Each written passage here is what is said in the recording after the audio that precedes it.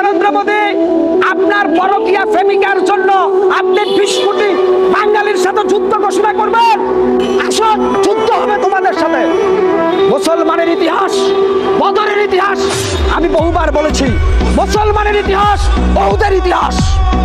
ভারতের হিন্দুত্ববাদের জোটদের বলে দিব, মনে রাখবা দিল্লির সিংহাসনে কালেমার পতাকা উঠবে আগামী দিনে। মুসলমান যতক্ষণ পর্যন্ত একটি শোকের পাতাও ধরে ততক্ষণ পর্যন্ত জিহাদ করতে রাজি আছে। ভারতের নরেন্দ্র মোদী পাকিস্তানের সাথে আপনি পারেন না, আপনি চীনের সাথে পারেন না। মালদ্বীপ আপনাকে লাল কার্ড দেখিয়ে দিয়েছে। আপনি কি বাংলাদেশকে দুর্বল পেয়েছেন? এই নরেন্দ্র মোদী আপনার পরকীয়া প্রেমিকার জন্য আপনি 20 কোটি বাঙালির সাথে যুদ্ধ ঘোষণা করবেন। মনে রাখবেন, নরেন্দ্র মোদীজি আপনাকে বলছে, আপনি যদি এই দেশ দখলের চেষ্টা করেন তাহলে আমেরিকা যেভাবে ওই আফগানিস্তান থেকে নাকে খড় দিয়ে পালিয়েছে, আপনি বাংলার মাটি থেকে নাকে খড় দিয়ে পালাবেন না, শুধু ভারত ভেঙে কাছের গ্লাসের মতো টুকরা টুকরা হয়ে যাবে। সাবধান হয়ে যান ভারতের হিন্দুত্ববাদী দালালেরা। ভারতের গুজব মিডিয়া প্রতিদিন বাংলাদেশ নিয়ে মিথ্যা তথ্য প্রচার করছে, এখানে হিন্দু নির্যাতন হচ্ছে। যা মিথ্যা কথা, আমরা নিজের চোখে দেখছি বাংলাদেশের কোনো জায়গায় হিন্দুদের উপরে নির্যাতন হচ্ছে না। তারপরেও ভারতের বিজেপি দুষ্কৃতকারী নেতারা আর ভারতের হলুদ মিডিয়া প্রতিদিন বাংলাদেশের নামে জাতীয় পর্যায়ে আন্তর্জাতিক পর্যায়ে মিথ্যা তথ্য প্রচার করছে। বাংলাদেশে নাকি সংখ্যালঘু নির্যাতন হচ্ছে, ওদের উপরে আল্লাহর গজব, ওরা মিথ্যুক। আমি বলবো আমার হিন্দু জোটের ভাইরা, আমার হিন্দু সম্প্রদায়ের সনাতন ধর্মাবলম্বী ভাইরা, আপনারা ওই নরেন্দ্র মোদীর পাতানো পালে পা দিয়ে সাম্প্রদায়িক দাঙ্গায় লাগাবেন না। আমি বলবো বাংলাদেশের তথাকথিত বুদ্ধিজীবী, আপনারা সজাগ দৃষ্টি রাখেন। ওই যে ভারতের পশ্চিমবঙ্গের ওই যে মলম বিক্রেতা সাংবাদিক অলরেডি চট্টগ্রাম দখলের হুমকি দেয়। মনে রাখবো ভারতের দালালেরা সময়ের প্রয়োজনে বাংলাদেশের প্রত্যেকটা মুসলমান এক একটা আবাবিল পাখিতে পরিণত হবে তোমাদের জন্য। আমি ভারত সরকারকে বলবো, আপনি যদি অন্যায়ভাবে বাংলাদেশের উপরে হস্তক্ষেপ করেন, আফগানিস্তান পাকিস্তান বসে থাকবে না। আপনারা যদি ঐক্যজোট করেন ভারতের নরেন্দ্র মোদী, আমরা পাকিস্তান আফগানিস্তানের সাথে সামরিক চুক্তি করে আপনাদের বিরুদ্ধে দাঁড়িয়ে যাব। মুসলমান যতক্ষণ পর্যন্ত একটি শোকের পাতাও ধরে ততক্ষণ পর্যন্ত জিহাদ করতে রাজি আছে। বাংলাদেশের মুনাফেক মার্কা মুসলমানেরা ভয় পাচ্ছে, কিন্তু আমরা ভয় পাচ্ছি না ভারতকে। আসুন, যুদ্ধ হবে তোমাদের সাথে। মুসলমানের ইতিহাস, বদরের ইতিহাস আমি বহুবার বলেছি, মুসলমানের ইতিহাস, বৌদ্ধের ইতিহাস।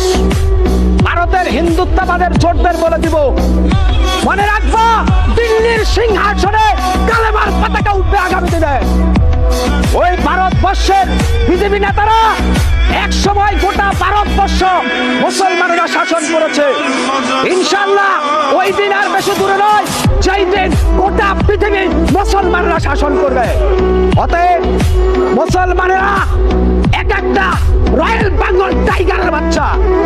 যদি মুসলমানেরা নারায়ণ থাকবেন আল্লাহু আকবার এই স্লোগান দিয়ে সামনে আগায়, গোটা ভারত ভেঙে কাঁচের গ্লাসের মতো টুকটা টুকটা হয়ে যাবে।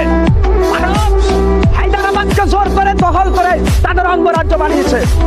ভারত জম্মু কাশ্মীরকে দখল করেছে। এখন ভারতের রাস্তার ঘাট বাংলাদেশ, কারণ এই নরেন্দ্র মোদী শেখ হাসিনার সাথে অবৈধভাবে পরকীয়া প্রেম করেছে। এই পরকীয়া প্রেমিকার জন্য বাংলাদেশের বিরুদ্ধে মোদী একের পর এক ষড়যন্ত্র করে দিয়েছে। আমি বলবো ইসকন হটাও, দেশ বাঁচাও। ইসকন হটাও, মুসলিম বাঁচাও। ভারতের পররাষ্ট্র দপ্তর থেকে বিবৃতি দেওয়া হচ্ছে চিন্ময় কুমারকে কেন গ্রেফতার করা হয়েছে, কিন্তু বাংলাদেশের আদালত প্রাঙ্গণে একজন মুসলিম আইনজীবীকে দ্বিতীয় হত্যা করেছে। এর জন্য ভারতের কোনো মাথা ব্যথা নাই, কারণ এই নরেন্দ্র মোদীর কাছে মুসলমানের লাশ সস্তা। এই বিজেপি নেতাদের সস্তা। অত্যন্ত দুঃখের সাথে আজকে বলতে চাই, পাকিস্তান থেকে মালবাহী জাহাজ আসছে, তাও ভারতকে প্রতিরোধ দিতে হবে। কারণ কি? স্বাধীন বাংলাদেশের মাটিতে আমার দেশের সিদ্ধান্ত আমি নিব, তুমি এটা নিয়ে নাক গলানোর কে? বাংলাদেশ নিয়ে কেন ভারতের পার্লামেন্ট বিবৃতি দিবে? বাংলাদেশ নিজের পায়ে নিজের শক্তিতে পথ চলবে, কারো দয়া ভিক্ষে নয়। শেখ হাসিনা 15 বছর ক্ষমতায় থেকে বাংলাদেশকে ভারতের কলোনি বানিয়ে রেখেছিল। আজকে ফ্যাসিস্ট হাসিনা বিদায় হবার পর নরেন্দ্র মোদী সহ ভারতের বিজেপি নেতারা উন্মাদ পাগলের মতো আচরণ শুরু করে দিয়েছে। মনে রাখবা, ভারত যদি অন্যায়ভাবে এই স্বাধীন বাংলাদেশের ভূখণ্ডে তোমরা হাত বাড়াও, তোমাদের সে হাত জ্বলে পুড়ে ছারখার হয়ে যাবে। বাংলাদেশের প্রতি ইঞ্চি জমিতে আল্লাহর ওলিরা শুয়ে আছে। মনে রাখবো, আমেরিকা থেকে শুরু করে বহুত পরাশক্তি আফগানিস্তানকে দখল করেছিল, একের পর এক সবাই নাকে খত দিয়ে পালিয়েছে।